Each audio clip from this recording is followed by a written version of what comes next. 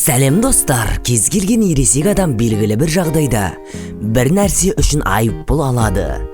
Дұрыс тұрақтамағаны үшін, сапасыз орындалмаған жұмыс үшін, немесе уақытында төленбеген салықтар үшін. Айыппұлдардың себептері көп болуы мүмкін. Бірақ бұл шолуда сөз болады айыппұлдардың себептері ақылға қонымды шеңберден шығып кеткен сияқты.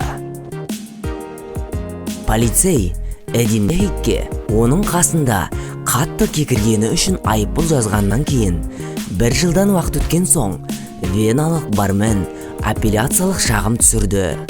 Мексика ойын-сауық саябағында кебаб жеп болғаннан кейін кекіргені үшін 70 еуро көлемінде айыппұл салынды.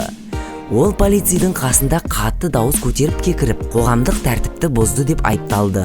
Алайда Мерфи оның офицерді ренжіткісі келгені туралы ешқандай дәлел жоқ деп отыр. Егер сіз Фейсбукте бірдеңені ұнатсаңыз, өте мұқият болуыңыз керек екен.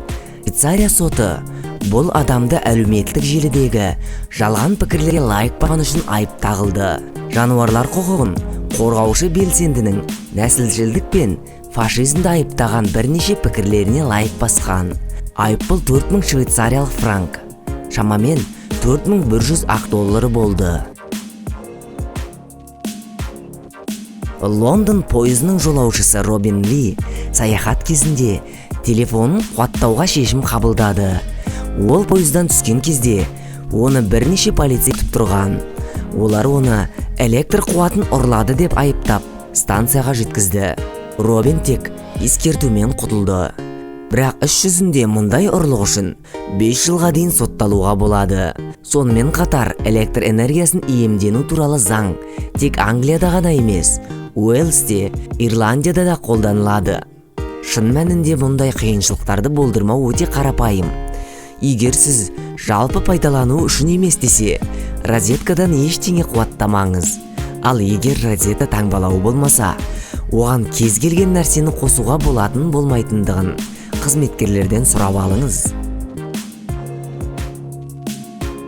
Жейде немесе әскери стилдегі юбка бір қатар елдерде проблем тудыруы мүмкін. Оман қаласында камуфляждық киім киген адамға $130 $5195 аралығында айыппұл салынуы мүмкін.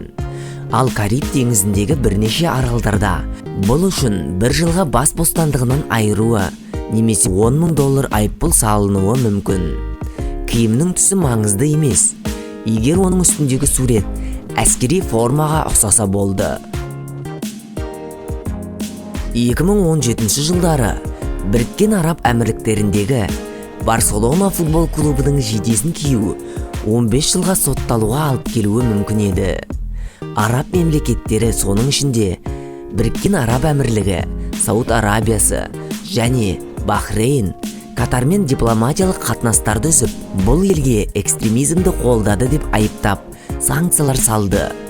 Футбол клубының жейдесінде өз демеушісінің логотипі бар екенін ескере отырып, оны Біріккен Араб Әмірлігінде кию $135,000 айыппұл немесе 15 жылға сотталуы мүмкін еді.